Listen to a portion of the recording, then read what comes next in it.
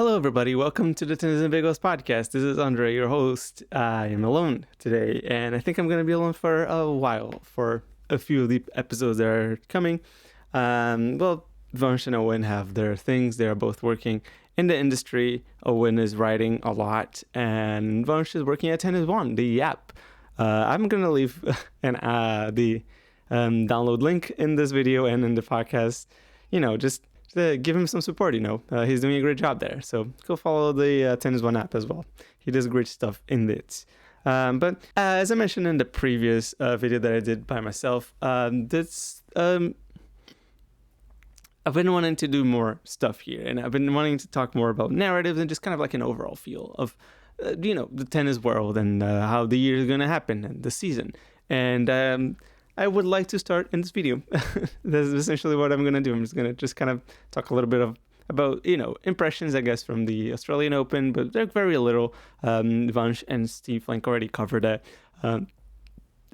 extensively, and I cannot dream to match their insights in those. So it's there. If you want to learn more about the AO and just hear more opinions, it's that episode. That's the one you're looking for. This one is more of an overall projection over what's going to happen over the next few months up to the 2026 season, and maybe even the future. There's things that drag over to next seasons as well. So without further ado, and there was a lot of ado, let's talk a little bit about some of the stories that I find are going to be worth really kind of following this year. And I just really want to just kind of start off on a note on Alexander Zverev. Zverev, we've been pretty much against his this person really over to be playing on the sport of tennis. Just to be promoted in the big stages and just kind of being like a poster boy for the ATP because he had allegations of abuse and a lot of it didn't really necessarily end on a innocent verdict or a guilty verdict, or there was a little bit of both. It's legalese. It's tough to know, but all that we know is that this is basically over. This chapter is essentially closed on Zverev's life at this point, and there's nothing that we can do. We're on the outside. It's probably not even healthy to be talking about it. I don't want to put myself on the line for to be sued or anything. So that's what it is. He's still the world number, I guess, 4 at this point. And he's a great player. He's playing well. It's a shame that a lot of things that had happened in his life and didn't necessarily get resolved in a way that a lot of us wanted to see it resolved, which is at the very minimum with a proper conclusion. But it is what it is. Let's get back to the tennis before something bad happens. And the thing is, because of all of these things, one of the interesting facts about Zverev is that a lot of people get very happy when he loses, and the interesting part about it is that a lot of it is his own fault. Zverev gets in his own way, and it's really weird to see a player of Zverev's caliber do so many strange things on court. He obviously did some, felt a little bit arrogant at times, but maybe the problem of, he was promised the world when he was coming up and he beat Roger Federer in Montreal, or was it Toronto? I don't remember. Back in 2017, must have been Montreal. And the board didn't give him what he wanted, essentially. He couldn't perform in the slams. Majors were a massive problem for him for a long time, and before he could fix it, Alcaraz and Sinner appeared. And really just before he really truly got it slightly better to the point where he could maybe cross the line, Djokovic was still playing phenomenal. So it's not even if Zverev was making finals back in 2019, there was absolutely zero guarantee that he was going to win a slam even then, because he would still have to face the big three, and he would still need to be at the very best of his capabilities to beat them. And no, the ATP finals and Masters 1000s don't really count towards that aura, because while those are big and important tournaments, it had been a while since the big three had been pretty select about the tournaments that they truly wanted to perform in, and those were the majors and sometimes a few Masters 1000s. They would go on and try to win Paris if they didn't really win much towards the end in the year, and they just kind of really wanted to get some morale boost, and they went on to win Paris, or doing their best. That was essentially at least what Djokovic did. Federer some of that as well. And the ATP Finals is kind of a good time to just kind of close the chapter of the year well. And they always want to win the tournament as well, but it's we can all agree it was not as much of a priority as the slams. Like, they would not put their body on the line for the ATP Finals when they were like 35 and 35 plus years old. That was not going to happen. So this is Zverev's storyline in a nutshell. And then Alcaraz and Sinner started appearing, and they were fearless. And they just kind of like said to themselves, hey, there's no chance. Nadal, Federer, and Djokovic are going to be playing at the very best of their levels for maybe another 2 to 3 years, 5 at tops. And by that time, we're going to be like 25 years old. So like, we're going to have the world ahead of us. And even Zverev is going to be probably 30 at some like early when that happens. And that's essentially what's happened right now. Really, like, Alcaraz is like 22, and Sinner is like 23 or 4. And they're dominating. It's their world, and we're all living in it. That's essentially what it is. The other 90s guys, there's no chance for them anymore. The ship has sailed a long time ago. And back to Zverev. Zverev has consistently been the world number 3. He's the best of the rest, if you can call it that way. In a big sense of it, is just really because he's always playing tennis. He plays so much tennis. I think he really cares about that ranking, and really cares about like winning matches, which is a good thing. Like, obviously for a tennis player, you want to win matches, and the ranking is a good thing too. But he just can't perform against the top guys, Djokovic included. Essentially, he's never really been great against Djokovic when it truly mattered. And the majors are just kind of like his Achilles heel, almost kind of symbolically. He essentially tore his Achilles heel like against Nadal a few years back, and this is basically like, that's the slams for him. And he did it at Roland Garros, which makes it even like more, the coincidence is just phenomenal. And what is he going to do? Like, what's the rest of the year going to look like for him? He expressed a serious doubt about his tennis, like last year when he lost to Sinner comprehensively in the final. Like, there was nothing he could do. Like, he's just completely dominated. And even though the match against Carlos went to 5, he was not going to win that. If Carlos started cramping, like if Carlos hadn't started cramping in the tail end of the 3rd set, like he'd be done. Like that match would be done in 3 sets. That's it. Like, just we go home and have early dinner tonight. That's it. And then the Djokovic Sinner match would be the epic of the tournament, and that would be it. And probably Djokovic would not have taken a set off of Alcaraz in the final. But also Djokovic played a phenomenal match in the final as well, so he could have probably taken a set regardless. But that's it. This is Zverev's conundrum. Is the 5 set anything that he can hang on to towards the end of the rest of the year? I don't really think so. If anything, it feels like it kind of shows like just how far behind he actually truly is.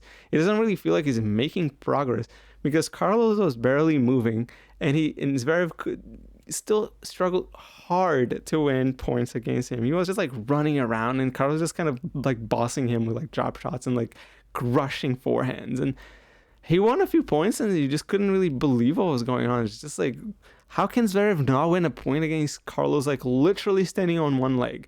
Like, Carlos could not move, man. Like, it was sad to watch. Like, honestly, if you were a fan of Zverev, like, you could look at this guy and just like, dude, what are you doing? How can you not just completely dominate this? And at the end of the match, like, Carlos started like really moving well and better, and then Zverev still got to the point where he was 5-3 up, and he got broken. And again, like, why does this happen so much to Zverev? Like, he just cannot bring himself to put himself over the line. He starts playing passive. Everybody knows this. He knows this. Commentators know this. His coaches probably know this, but maybe he won't tell. And what's it gonna do? Like this, it just doesn't feel like there is anything that he can do about it. Like he cannot even beat a Carlos that is totally cramping. He's not going to beat a Carlos that is like even better and growing and improving even further, like in his career and in his tennis. And Carlos is feeling better and better about himself as the years go by. And Ferrero not being in his team doesn't seem to have changed that. In fact, it almost feels like he feels even better about himself now. Weirdly, I don't want to like go much into it, but that's kind of how he feels. So yeah, I don't think Zverev wins another big title in his life. Honestly, he's gonna win maybe a few thousands because all the 12-day massive 1000s are ridiculous, and we can be sure that Sinner and Alcaraz are not gonna be at their best for all of those, and they're gonna withdraw from some, and Zverev's gonna be there to take what's left, eat the crumbles. So yeah, and that is only if other guys don't come around and play better than him, which seemed to be the case. Fonseca is getting better. Like, we're not going to put him in the top 10 yet, but, maybe it's going to happen maybe next year or the year after. It's at some point, we can hope it's going to happen. So, but that is not in the conversation yet. Let's just put it this way. But people who are in the conversation, we got Musetti and Draper. Draper, who's been hurt for a long time now. He's got a bum bruise, and that's not necessarily an injury that truly like hurts you. Like he was probably not impaired in his daily life, but as a tennis player, obviously you can't really just be nursing that forever. The problem with that was that he just needed the time to heal, and that sucked for him. He lost a lot of time, and it's for them. Musetti as well. He got injured 2 sets to love up on Djokovic. He was 100% set to win that match. Like, I'm not sure he was going to get anywhere near beating Sinner in the semifinal, but he was going to beat Djokovic. That's a given. And he couldn't do it. Is he going to not be fit? I don't think Musetti has as much of an issue as Draper in terms of like being made out of glass. But Musetti also has a different problem, which is he can't seem to win finals. It's kind of, I don't want to say hilarious, but it's tragic, really. How can you get there so many times? He definitely played a phenomenal match. Like he really ran into an inspired Djokovic in Athens last year. So that was a phenomenal match. He just happened to be on the losing end of that one. Lost to Bublik this year in Hong Kong. You start wondering, like, all of this scar tissue that's going to build, like, what's going to happen to it? Like, is he going to be able to, how far he can get to without winning a title? Like, how much can he still remember the feeling of winning a title from like 3-4 years ago? Like, it starts to like build up, and like you just kind of probably start wondering, was it a fluke or was it not a fluke? That's a little bit of what I feel like is happening to Rybakina as well.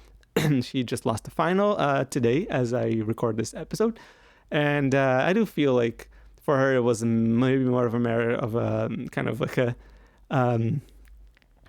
injury situation. Like she has had lots of problems with injury in the past, but she also just made her first final since the US Open. So we're not really talking about like winning finals yet. We're just really talking about winning overall for Raducanu. So yeah, Musetti probably going to be in the top 3 this year. I really hope so, because I feel like he's got such a great game for it. He needs to learn how to use it, because it's a game with a lot more possibilities than Sinner, for example. Sinner is good. He's got drop shots. He's got good game. He's learning to do a few new things, but he's no Musetti in terms of like the hands. Musetti's got like incredible Alcaraz level in terms of like shot making and stuff. So yeah, maybe if he's learning how to do this better, maybe he can start like taking really the challenge to Alcaraz and Sinner in the future, hopefully, because he's also really young, and it'd be better if we had like 3 very young kids in the top 3 of the game, just fighting for the biggest titles. So yeah, that's what he got. And speaking of Sinner, I'm wondering, is he really over the Roland Garros final loss we suffered from Carlos Alcaraz? I honestly don't know. I don't know if I can tell that he is. He did beat him at Wimbledon, and he played a phenomenal match. But like, the problem is that like always in the back of his mind has got to be something like, what if this goes 5-set again? Like, what am I gonna do? Like, he hasn't won many of those, if any. I don't even know like what's his actual record in actual 5-setters, not best of five sets, matches that went to 5 sets. How many has he won? It's pretty wild, like how bad his record is on those. And Alcaraz is a clutch player. You're not gonna beat Alcaraz in a clutch moment if you're not clutch, because like, and Sinner doesn't really seem to fit the bill right now. So like, I'm wondering and kind of worried that this is going to be like some sort of scar tissue that's gonna build a la Nadal.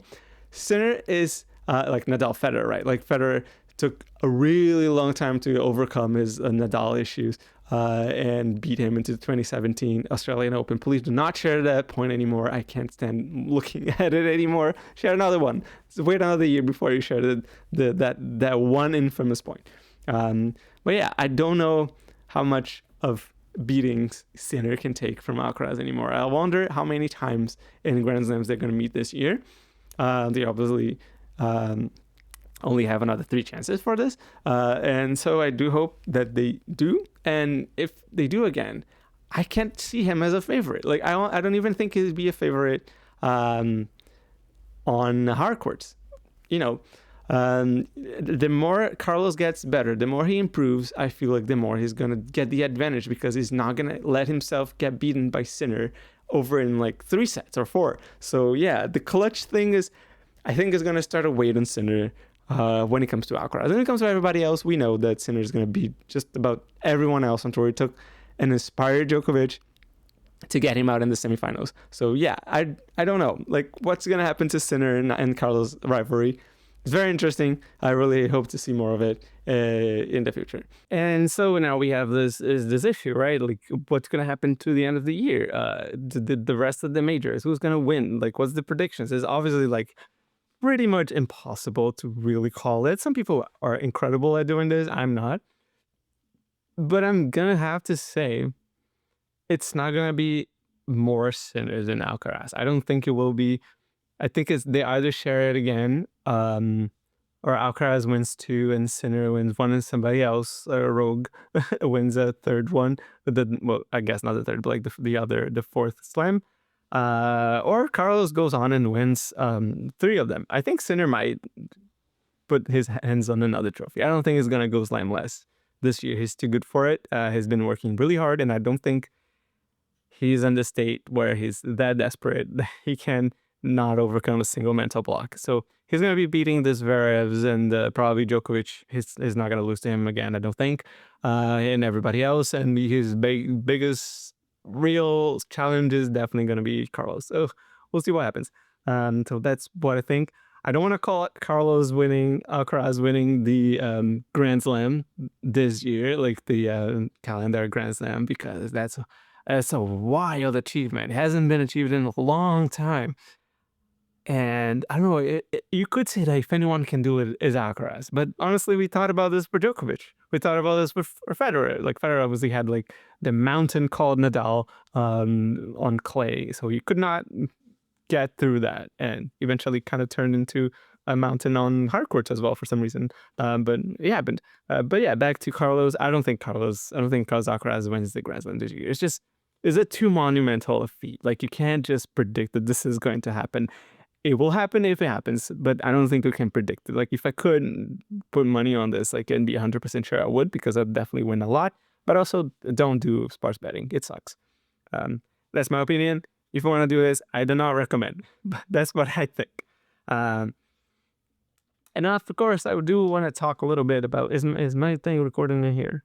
Wow, so you got a lot of time on my microphone from the camera. So that audio is going to be a little bit busted, but it's going to be fine. I'm just turned on my real mic right now, so it's going to be a little bit better audio, which is good, because now I'm just transferring to the women side of the tour. Talked a little bit about Raducanu. I do think that she's doing great. She was not in my notes, but since I've mentioned her anyways, and I watched the match of her today, I do feel like the concern for her is majorly just the injuries. and necessarily the coach thing. I'm not exactly sure what's with the coach situation. Maybe she could just go coachless for a while and see how it goes. I don't know. Maybe it could be a thing. I don't know. But it's lots of things going on in that poor girl's mind in terms of just how much has happened to her after winning the U.S. Open. There's definitely still probably a lot of hate that she gets online. I think her Instagram, she took it down or something. Like, there's just see how just bizarre the situation is, right? So just hope all the best for her. Hope that she can win a trophy. I don't even want to talk about a Grand Slam thing. Like, these things are basically sealed over on the top three. Like, for her to do this again, it would be ridiculous. Like, it would be absolutely an insane feat. But yeah, I just hope that she can win a tournament. Like, it's a good thing to win tournaments, and maybe starting small, like just kind of like rolling it back. Just forget about the U.S. Open. Just obviously, it's on her shelves. It's on her trophy room. It's going to be the achievement of her life, or at least for the time being. And if she never wins anything again, she's still a Grand Slam champion. But do hope that she gets to win a few more and just kind of pretend that she's never won it and start from zero again and from scratch and just kind of climbing from there. I think is going to do her something. I think it's just going to do her good. That's what I'm trying to say. And I like watching her play. I think she has a great game, great personality too. So let's go. I want to really mention Iga Swiatek right now, just because she's world number 2. Doesn't really feel like it for some reason. She wins tournaments. She goes deep in a lot of them. She has this weird problem where if she loses, she kind of tends to lose really badly. I mean, she's had good fights before. She's learned how to fight better. There was a long time where she barely even played 3 setters. She was either winning in 2 or losing in 2. It's not no in between, right? And it's really just the problem of her. She has a few things as well, in her personal life as well, in terms of the coach and the I forget her name, the sports psychology that travels with her. Don't want to get too much into people's personal lives, because obviously I'm an outsider, I don't know anything, I can't comment on that. So that's how it goes. But in terms of her tennis, she does seem to be struggling to find answers on court. It's if plan A goes really well and it works, even if it's a struggle to win a match, even if she has to play against a player who's playing really well and the match is tight, if her plan A gives results, it works. But if her plan A does not give results, I think the problem is right there, because if her plan A does not give results in the match, she just doesn't know what to do. She gets stuck. She doesn't know where to hit, how to hit. She's not a player that is incapable of variety. She's not a player who's incapable of different types of shots, of types of pace. She's got a very spinny forehand. She can use it to her advantage. But she just kind of feels in her mind is just attack. I gotta win this point, and be completely dominating. And the other player cannot even have a rally shot, in this entire match. This seems to be her entire mentality. And I feel for me, that's going to cost her a lot in this year, in the years to come. And she can't fix that. She needs to find solutions to problems on court. And that obviously means finding those solutions off court as well. How to figure this out so that when she's on court playing against the best players and the players against whom she doesn't really match up all that well, Ostapenko being one of them, Rybakina being one of them. How is she going to overcome that feeling of frustration when the ball is not doing what she wanted to, when she is hitting it well, when she's hitting it how it's supposed to be hit, and she's still not seeing it? It's not getting past her opponents. She can't regress. I just really hope that she gets back on her feet as well. It's getting hard even now to think of Iga Swiatek as a contender. I mean, she's obviously a contender for Roland Garros, which is the Grand Slam that I'm going to mention, but it's getting hard to see her as an overwhelming favorite anymore. things can obviously fall into place. She's definitely going to be obviously a threat there. Clay is her surface. She plays really well there. She feels comfortable. But she got bagels by Sabalenka last year in the semifinals. That means something. Sabalenka meeting her again in the semifinal. Who knows what's going to happen? If it's in the final, then I could say maybe Swiatek gets the, you know, gets the better of her. Like, I feel like I don't think she's ever lost a Grand Slam final. So that's something to count on her favor. And Sabalenka has a problem with slam finals, it seems like, at least in the past year or so.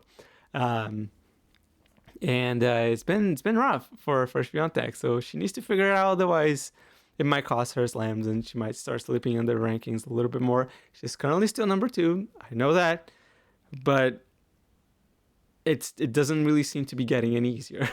She doesn't really seem to be getting.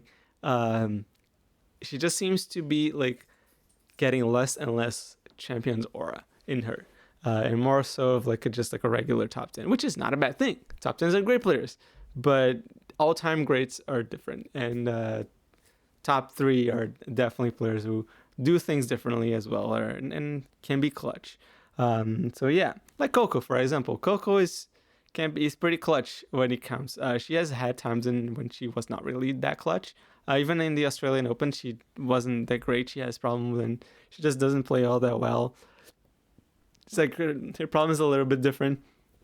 She has to navigate having to solving problems basically every match, because every match seems like something goes wrong in her game. Like she can't string 2 sets together, obviously, but she does seem the kind of player that is very vulnerable, but like she gets carried by her immense mental strength and physicality. So yeah, we'll see how it goes. Like it's still a very interesting time to be watching WTA, by the way. Like the women's tennis is phenomenal. If anything, it's like got a lot more stories and a lot more like drama, and the good drama, and then the men's tennis. So yeah, we'll see what happens.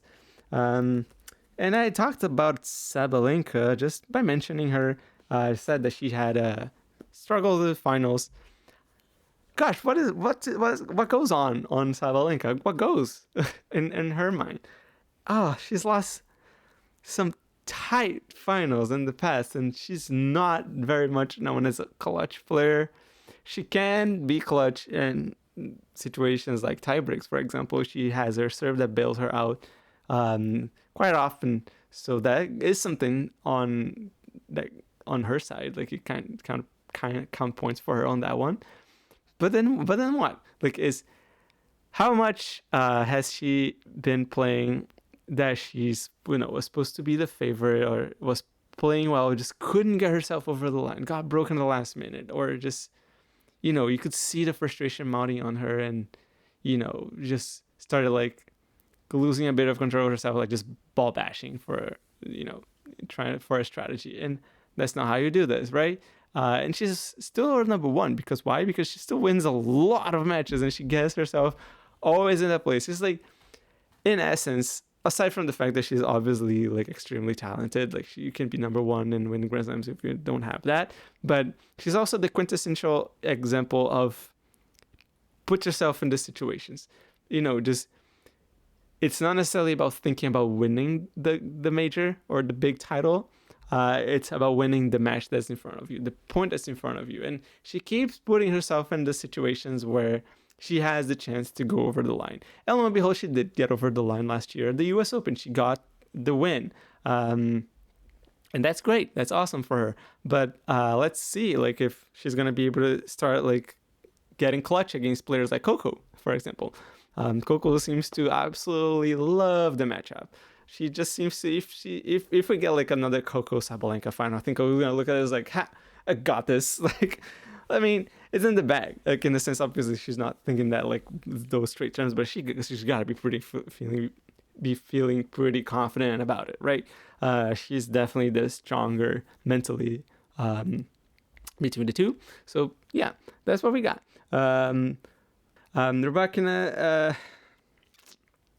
Rybakina.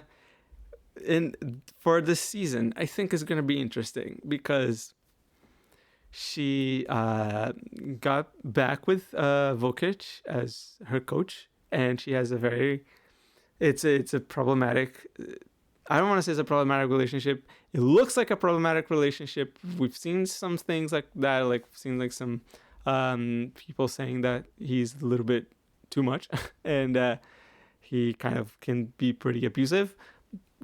I can't confirm this. I'm as much on the outside as person on the outside can be. Needs to be a tennis fan.